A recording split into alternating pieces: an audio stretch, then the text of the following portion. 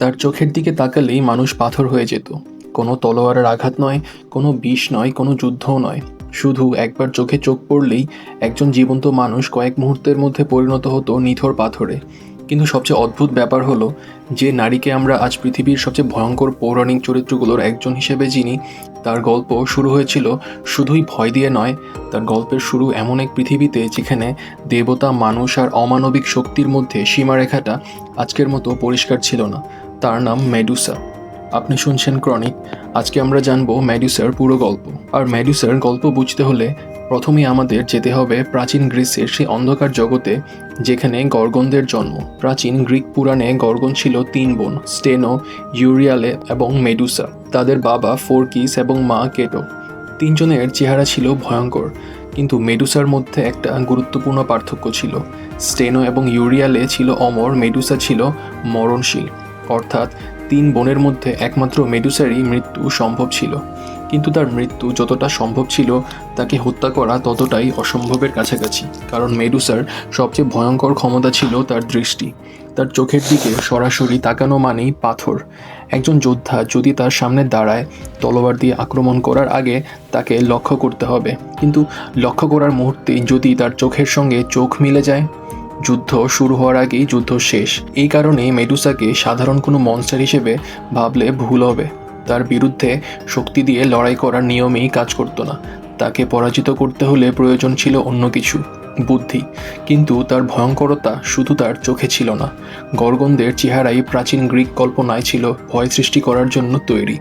বড় বড় চোখ, প্রশস্ত মুখ, তীক্ষ্ণ দাঁত, বেরিয়ে থাকা জিহবা আর মাথার চারপাশে সাপ। পরবর্তী যুগে আমরা যে মেডুসার ছবি দেখি, সেখানে সাধারণত একজন সুন্দরী নারীর মুখের সঙ্গে সাপের চুল দেখা যায়। কিন্তু প্রাচীনতম গর্গন চিত্রগুলো অনেক বেশি অমানবিক। সেখানে সৌন্দর্যের কোনো চেষ্টা নেই, উদ্দেশ্য ছিল একটাই, দর্শক যেন ভয় পায়।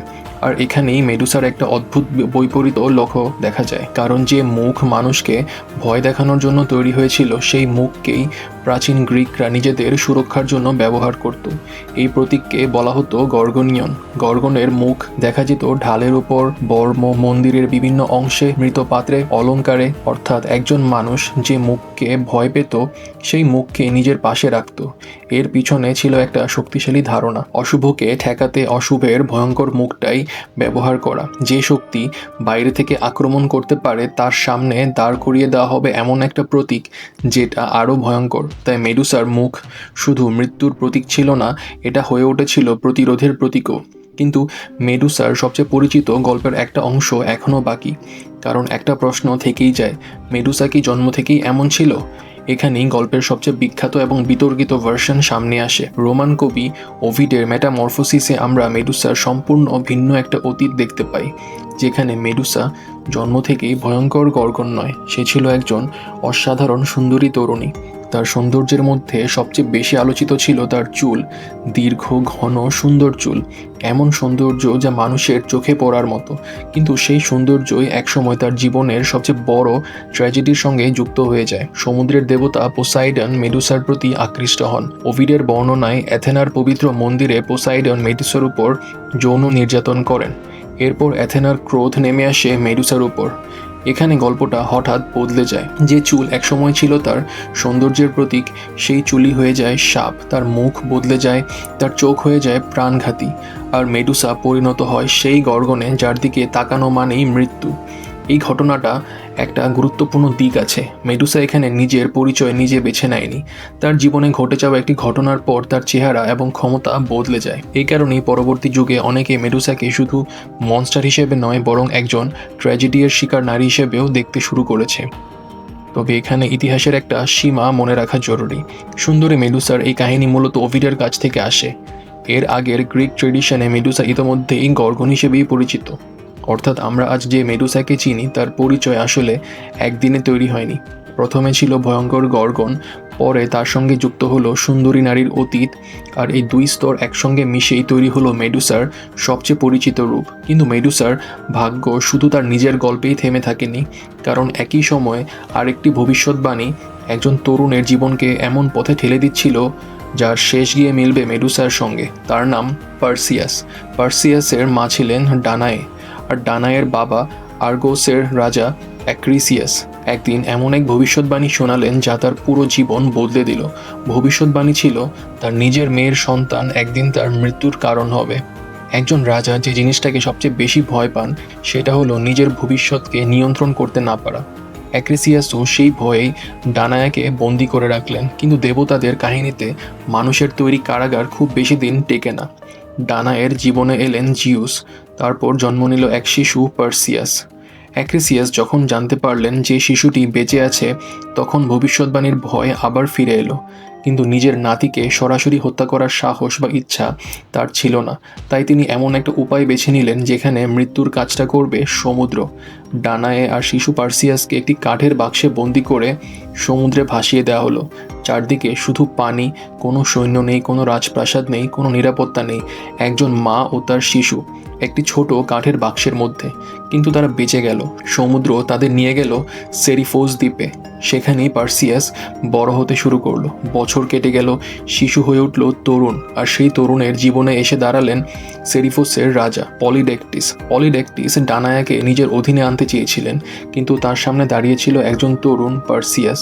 আর পার্সিয়াসকে সরিয়ে দেওয়ার সবচেয়ে নিরাপদ উপায় ছিল এমন একটা কাজ দেওয়া যেটা শুনলেই মনে হবে অসম্ভব। পলিডেকটিস তাই এমন এক লক্ষ্য বেছে নিলেন যার কাছে যাওয়ার প্রায় মৃত্যুর সমান, মেডুসা। তিনি পার্সিয়াসকে বললেন মেডুসার মাথা নিয়ে ফিরে আসতে, কিন্তু পলিডেকটিস হয়তো একটা জিনিস হিসাবের মধ্যে রাখেননি। মেডুসার বিরুদ্ধে সাধারণ কোনো যোদ্ধা জিততে পারে না, কিন্তু পার্সিয়াসকে সাধারণভাবে লড়তে হবে না, কারণ এই যাত্রায় তার সবচেয়ে বড় অস্ত্র হবে তার তলোয়ার নয়, তার বুদ্ধি। মেডুসার কাছে পৌঁছানোর পর পার্সিয়াস জানতো না গর্গনরা পৃথিবীর কোন প্রান্তে থাকে। আর সবচেয়ে বড় সমস্যা, মেডুসার বিরুদ্ধে যুদ্ধ করার কোনো স্বাভাবিক উপায় নেই। তাই পার্সিয়াস প্রথমে খুঁজতে শুরু করলো এমন কাউকে যে তাকে গর্গনের অবস্থান জানাতে পারে। এই খোঁজ তাকে নিয়ে গেল 3 অদ্ভুত বৃদ্ধার কাছে। তাদের বলা হতো গ্রায়াই। 3 বোন, কিন্তু তাদের মধ্যে ছিল এক অস্বাভাবিক বৈশিষ্ট্য। 3 জনের জন্য মাত্র একটি চোখ আর একটি দাঁত। চোখটি একজনের কাছ থেকে আরেকজনের কাছে যেত। যে সময় একজন দেখছে, অন্য দুজন অন্ধ। এই অদ্ভুত দুর্বলতাটাই পার্সিয়াস কাজে লাগালো। সে তাদের শক্তির লড়াই করলো না, অপেক্ষা করলো। তারপর সেই মুহূর্তে যখন একটি বোন চোখটি আরেকজনের হাতে তুলে দিচ্ছিল, পার্সিয়াস সেটি ছিনিয়ে নিল। হঠাৎ 3 বৃদ্ধা অন্ধ হয়ে গেল।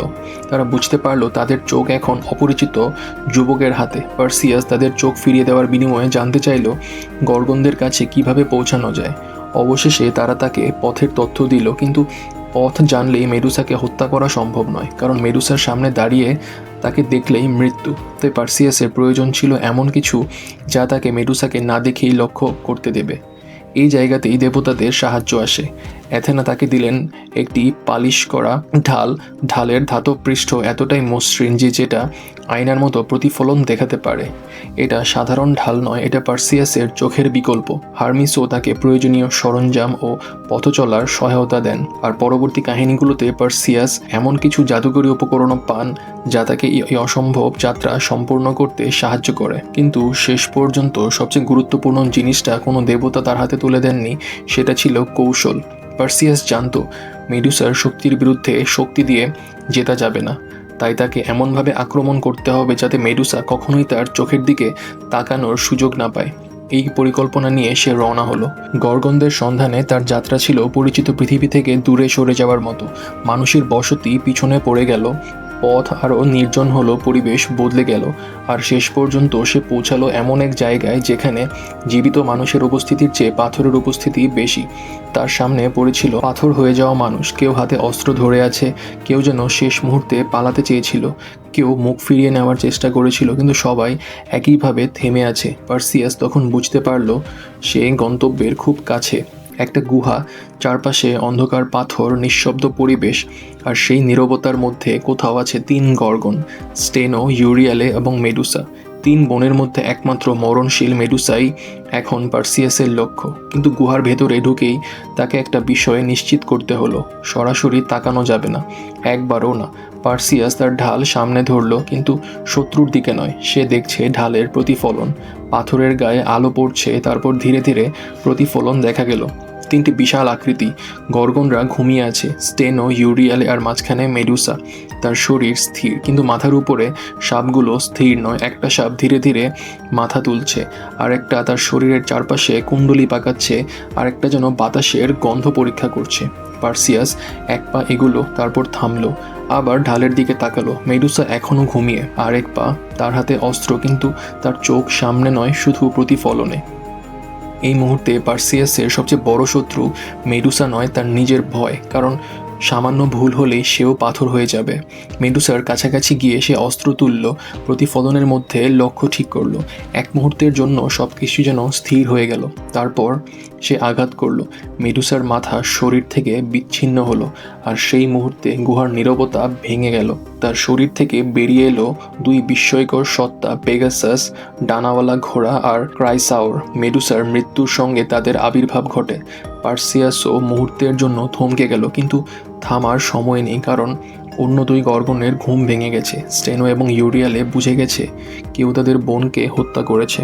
তারা চারদিকে খুঁজতে শুরু করলো। তাদের সামনে রয়েছে এমন একজন হত্যাকারী যাকে তারা দেখতে পাচ্ছে না। পার্সিয়াস নিজেকে আড়াল করে সরে যাচ্ছে। মেডুসার মাথা এখন তার কাছে, কিন্তু মাথাটাকেও সাবধানে রাখতে হবে, কারণ শরীর থেকে আলাদা হয়ে গেলেও তার চোখের ক্ষমতা শেষ হয়নি। একবার ভুল করে সেই মুখের দিকে তাকালেই পার্সিয়াসের নিজের পরিণতিও হতে পারে সেই পাথরের মূর্তিগুলোর মতো। তাই সে মেডুসার মাথা এমনভাবে ঢেকে রাখলো যাতে তার দৃষ্টি আর কারো ওপর না পড়ে। একজন জীবিত মানুষ, তার সঙ্গে নিয়ে বেরিয়ে গেল একজন মৃত গর্গনের চোখ। এটা শুধু একটা ট্রফি নয়, এটা এমন একটা অস্ত্র যার ব্যবহার করতে গিয়ে নিজেকেই সতর্ক থাকতে হবে। গর্গনদের ভূমি পেছনে ফেলে পার্সিয়াস যাত্রা শুরু করলো, কিন্তু এবার তার কাছে শুধু একটি ভয়ঙ্কর মাথা নেই, তার কাছে আছে এমন একটি শক্তি যার সামনে দেবতা ছাড়া প্রায় সবাই অসহায়। আর সেই শক্তি খুব শীঘ্রই তার সামনে আসা আরেকটি বিপদকে বদলে দেবে। সমুদ্রের কাছাকাছি এসে পার্সিয়াস দেখতে পেল একজন তরুণী পাথরের সঙ্গে বাঁধা। দূর থেকে প্রথমে মনে হলো সে হয়তো কোনো পাথরের মূর্তি, কিন্তু তারপর নড়ল তার চুল। সে জীবিত। তার নাম অ্যান্ড্রোমেডা। সে ছিল ইথিওপিয়ার রাজা কেফিওস এবং রানী ক্যাসিওপিয়ার কন্যা। ক্যাসিওপিয়ার নিজের সৌন্দর্য নিয়ে এমন দাবি করেছিলেন যা সমুদ্রের দেবতাদের ক্ষুব্ধ করেছিল। তার ফল হিসেবে রাজ্যের উপর নেমে আসে ভয়ঙ্কর বিপদ। সমুদ্র থেকে উঠে আসতে থাকে এক দানব। মানুষের জীবন বাঁচানোর জন্য প্রয়োজন ছিল বলি, আর সেই বলি হিসেবে বেছে নেওয়া হয় রাজকন্যা অ্যান্ড্রোমেডাকে। তাকে সমুদ্রের ধারে একটি পাথরের সঙ্গে বেঁধে রাখা হয়েছিল। তার সামনে বিশাল সমুদ্র, পেছনে পাথুরে পাহাড়, আর কোনো সাহায্য নেই। পার্সিয়াস দূর থেকে ঘটনাটা দেখছিল। তারপর সমুদ্রের উপর হঠাৎ অস্বাভাবিক ঢেউ উঠল। পানির নিচে বিশাল এক ছায়া। ছায়াটা যত কাছে আসতে লাগলো তার আকার ততই স্পষ্ট হলো, একটা সমুদ্র দানব। অ্যান্ড্রোমেডা বুঝতে পারল মৃত্যু এসে গেছে। পার্সিয়াসও বুঝলো এবার তাকে সিদ্ধান্ত নিতে হবে। সে সরাসরি দানবের দিকে এগিয়ে গেল। তলোয়ার দিয়ে আক্রমণ শুরু হলো, কিন্তু প্রাণীটা বিশাল। তার শরীরের আকারের তুলনায় পার্সিয়াস প্রায় ক্ষুদ্র। সাধারণ আঘাতে তাকে থামানো কঠিন। তখন পার্সিয়াস তার সবচেয়ে ভয়ঙ্কর অস্ত্রের কথা মনে করল, মেডুসার মাথা। সে দানবটার দিকে মাথাটা ধরল। নিজের চোখ একদিকে, দানব এগিয়ে আসছে, আর তারপর তার গতি কমে গেল। শরীর শক্ত হতে শুরু করলো। ঢেউয়ের মধ্যে একটা বিশাল আকৃতি স্থির হয়ে গেল। একটা জীবন্ত সমুদ্র দানব পাথরে পরিণত হলো। অ্যান্ড্রোমেডা বেঁচে গেল। পার্সিয়াস তাকে মুক্ত করলো। আর এই ঘটনার পর তাদের সম্পর্ক আরও গভীর হয়ে ওঠে। মেডুসাকে হত্যা করতে যে অস্ত্রটি তৈরি হয়েছিল, সেই একই অস্ত্র এবার একজন নিরপরাধ মানুষকে বাঁচালো। মেডুসার মাথা এখন শুধু মৃত্যুর প্রতীক নয়, এটা পার্সিয়াসের হাতে জীবন রক্ষার অস্ত্র। অবশেষে পার্সিয়াস সেরিফোসে ফিরে এলো, কিন্তু তার অনুপস্থিতিতে পরিস্থিতি বদলে গেছে। ডানায় নিরাপদে নেই। পলিডেকটিস এখনও নিজের ক্ষমতা ধরে রেখেছে। পার্সিয়াসকে মৃত ভেবেই হয়তো সে নিজের পরিকল্পনা এগিয়ে নিয়েছিল। আর এখন যখন সেই যুবক সত্যি ফিরে এসেছে, রাজ্যে প্রথমে বিশ্বাসই করতে পারল না। পার্সিয়াস তার সামনে দাঁড়িয়ে জীবিত, তার হাতে মেডুসার মাথা। পলিডেকটিস জানতে চাইল সে কি সত্যি মেডুসাকে হত্যা করেছে। পার্সিয়াস এবার তার নিজের ক্ষমতা প্রমাণ করার জন্য কোনো দীর্ঘ বক্তৃতা দিল না। সে শুধু খুলিটা খুলল, নিজের মুখ অন্যদিকে রাখল। পলিডেকটিস তাকালেন। মেডুসার চোখের সঙ্গে চোখ মিলল, আর পরের মুহূর্তেই রাজা পাথর, যে মানুষটি পার্সিয়াসকে এমন এক অভিযানে পাঠিয়েছিল যেখান থেকে ফিরে আসা প্রায় অসম্ভব। শেষ পর্যন্ত সেই মানুষই নিজের তৈরি ফাঁদের শিকার হলো, ডানায় মুক্ত হলো। পার্সিয়াস তার মায়ের কাছে ফিরে পেল নিজের ঘর, কিন্তু তার হাতে এখনও রয়ে গেছে সেই মাথা। মেডুসার শরীর শেষ, কিন্তু তার মুখের শক্তি এখনও জীবিত। আর পার্সিয়াস বুঝতে পারলেন এমন শক্তি কোনো মানুষের কাছে থাকা উচিত নয়।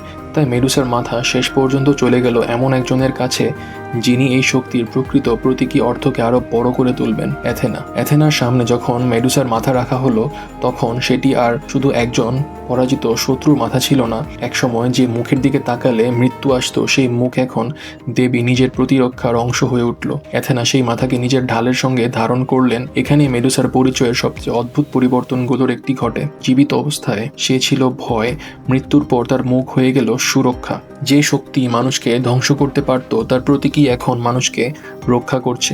এটা শুধু একটা পৌরাণিক ঘটনার অংশ ছিল না।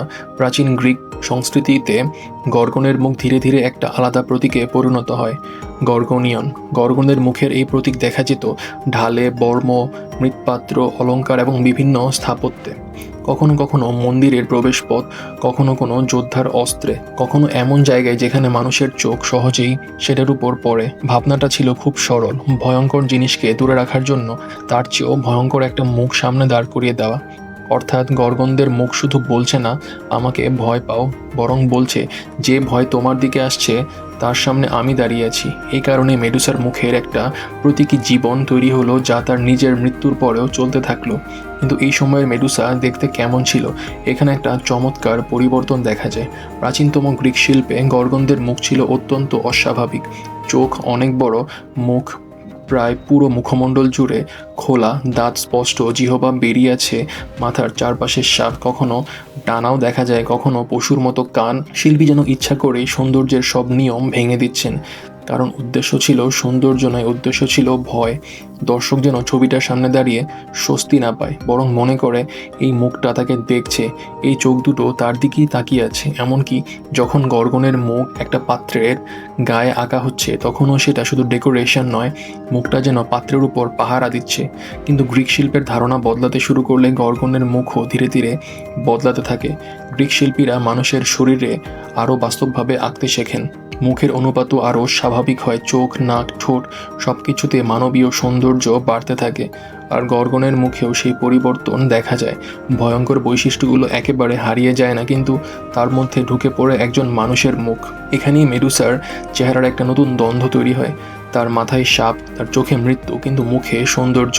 সে এখন আর পুরোপুরি মনস্টার নয়, আবার মানুষও নয়। দর্শক তার দিকে তাকিয়ে ভয় পেতে পারে, কিন্তু একই সঙ্গে তার মুখের দিকে তাকিয়ে থেমেও যেতে পারে। এই পরিবর্তনটা শুধু শিল্পের পরিবর্তন ছিল না, এটা মেডুসার দেখার পদ্ধতিও বদলে দিল। একজন বিকৃত দানবকে দেখলে প্রশ্ন খুব সহজ, এটা কিভাবে ধ্বংস করা যায়? কিন্তু একজন সুন্দরী নারীর মুখের মধ্যে যদি সেই একই ভয়ঙ্কর শক্তি থাকে, তখন প্রশ্নটা বদলে যায়, এই নারী এমন হলো কিভাবে? আর এই প্রশ্নের উত্তর দেওয়ার জন্য তখন মানুষের হাতে ছিল একটা নতুন সাহিত্যিক ভার্সন, ওভিড। রোমান কবি ওভিডের মেটামরফোসিস মেডুসার পরিচয়কে এমনভাবে পুনর্গঠন করেছিলেন যা পরবর্তী যুগের কল্পনায় গভীর প্রভাব ফেলে। মেডুসার নিজের কোনো লেখা নেই, কোনো চিঠি নেই, কোনো আত্মজীবনী নেই। তার জীবনের সবচেয়ে গুরুত্বপূর্ণ ঘটনাগুলো সে নিজে কিভাবে দেখেছিল আমরা জানি না। আমরা তাকে চিনি অন্যদের মাধ্যমে। কবি তাকে লিখেছেন, শিল্পী তাকে এঁকেছেন, পার্সিয়াস তার বিরুদ্ধে লড়েছে, অ্যাথেনা তার মুখকে নিজের প্রতীক হিসেবে ব্যবহার করেছেন, আর আধুনিক মানুষ তার গল্পকে নতুন করে ব্যাখ্যা করেছে। এই জায়গা থেকে মেডুসা আধুনিক পরিচয়ের সবচেয়ে বড় পরিবর্তনটা শুরু হয়। প্রশ্নটা শুধু মেডুসা কী ছিল থাকে না, প্রশ্নটা হয়ে যায় মেডুসার সঙ্গে কী ঘটেছিল। এই দুই প্রশ্নের মধ্যে পার্থক্য অনেক।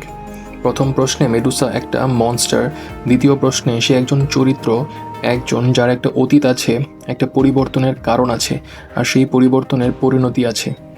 একসময় যে ছিল সৌন্দর্যের প্রতীক, সেটাই এখন সাপ। একসময় যে মুখ মানুষের দৃষ্টি আকর্ষণ করতো, সেটাই এখন মানুষকে পাথর করে। একসময় যে নারী অন্য মানুষের মতোই ছিল, সে এখন এমন এক সত্তা যার কাছ থেকে সবাই পালায়। এখান থেকে মেডুসাকে ভিকটিম হিসেবে দেখার ধারণা শক্তিশালী হয়, বিশেষ করে আধুনিক সময়ে। কারণ আজকের মানুষ গল্পের শুধু কে অপরাধী প্রশ্নে থামে না, সে জানতে চায় কী ঘটেছিল, ক্ষমতা কার হাতে ছিল, কার সিদ্ধান্তে কার জীবন বদলে গেল, আর যে মানুষটির জীবন বদলে গেল তার নিজের কণ্ঠ কোথায়। মেডুসার ক্ষেত্রে এই প্রশ্ন আরও তীব্র, কারণ তার নিজের কণ্ঠ আমরা কখনো শুনি না। কিন্তু এখানেই আমাদের একটা গুরুত্বপূর্ণ সীমারেখা মনে রাখতে হবে। প্রাচীন গ্রিকরা মেডুসাকে আজকের অর্থে ভিকটিম হিসেবে দেখেছিল এমন প্রমাণ নেই। প্রাচীন ট্রেডিশনে মেডুসা মূলত গর্গন, একটি ভয়ঙ্কর অতিপ্রাকৃত সত্তা যার মাথা ছিল সুরক্ষার প্রতীক, দৃষ্টি ছিল ধ্বংসের শক্তি, আর মৃত্যু ছিল পার্সিয়াসের বীরত্বের অংশ। সুন্দরী মেডুসার কাহিনী আসে ওভিডের লেখায়, আর তাকে ভিকটিম হিসেবে দেখা আরও পরে একটি ইন্টারপ্রিটেশন। অর্থাৎ আধুনিক মেডুসা আর প্রাচীন মেডুসা পুরোপুরি একই চরিত্র নয়, তারা একই মাইথোলজিক্যাল ফিগারের ওপর তৈরি হওয়া ভিন্ন ভিন্ন পাঠ।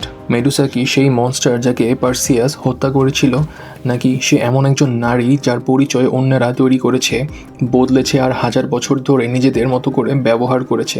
হয়তো মেডুসার সবচেয়ে বড় শক্তি তার চোখে ছিল না, তার সবচেয়ে বড় শক্তি ছিল তার গল্পে। কারণ তার শরীর শেষ হয়েছে, তার জীবন শেষ হয়েছে, কিন্তু তার গল্প শেষ হয়নি। আজও আমরা তার মুখের দিকে তাকাই, আজও তার গল্প বলি, আজও তার অর্থ নিয়ে তর্ক করি। আর হয়তো এটাই একজন পৌরাণিক চরিত্রের সবচেয়ে অদ্ভুত অমরত্ব, মৃত্যুর পরও তার পরিচয় বদলাতে থাকা। এটাই ছিল মেডুসার গল্প। আর আপনি শুনছিলেন ক্রনিক, যেখানে পরিচিত ইতিহাস, পুরাণ আর কিংবদন্তির আড়ালে থাকা গল্পগুলোকে আমরা নতুন করে দেখি। আবার দেখা হবে আরেকটি গল্পে।